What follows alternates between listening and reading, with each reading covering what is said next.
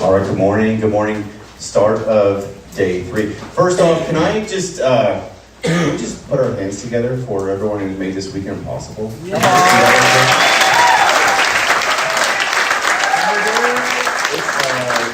It's so much planning, so much. It takes so much to make this possible. So, thank you to our leaders, Kennedy Champ, those who all who have our worship team. And, people traveled from a ton to make this possible. So Thank you to everybody. All right, so quick survey. Who has ever had a crushing disappointment? Mm-hmm.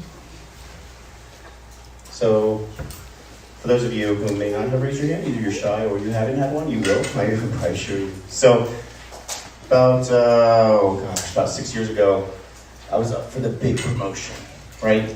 Just doing all the right things, doing all the hard work, putting it all together. I was a shoo-in for the promotion, right?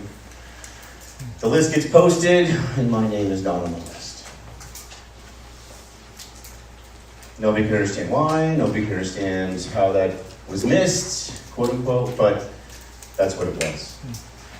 So, with that crushing disappointment, sadness and depression, not going to use the word depression, only like depression, but I was definitely down for a while.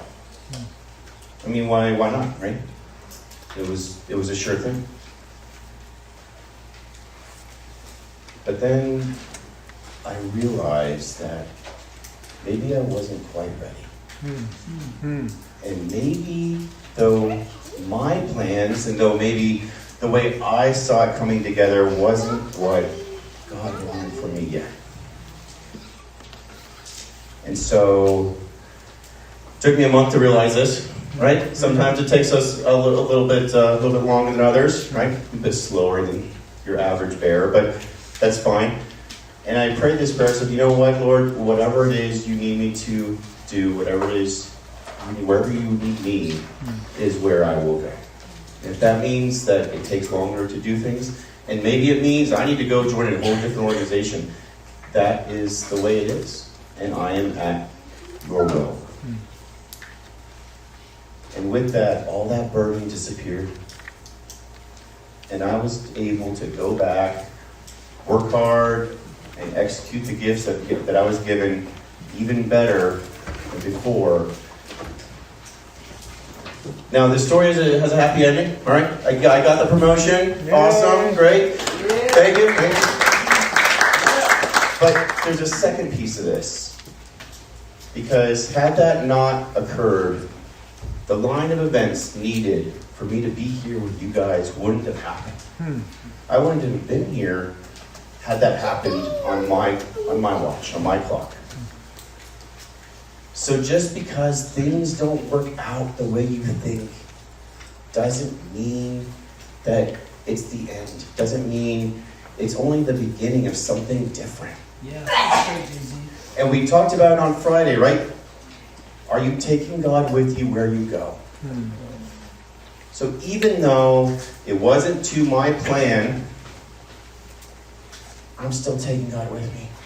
And even though I have seen some success, not complete, but some, and you all will. You all will have successes. You all will have shortcomings. But in those successes, are you taking God with you? It's easy to go to God when we're having trouble. It's easy to go to God when things aren't working out, right? It's where we go to. And He is there for us. He is that shelter in the storm. But are we also going to Him when things are going well? Because He is just as the provider as He needs to be to us in those times as well as the hard times. Can you put the quote from Deuteronomy? Yeah. So, a quick quote from Deuteronomy here. Deuteronomy 8. What did I do, 11 to 14? 11 to 12. So, don't forget the Lord where you go. Now, context a little bit. I did a quick snippet. This is Moses' sermon to the Israelites after they, come out of bondage and they're going to the promised land and everything else. So basically what Moses is saying is, when times are great, don't forget the Lord. When you're fat and happy and fed, and your gold and silver reserves are plentiful, don't forget the Lord. So, 2 points.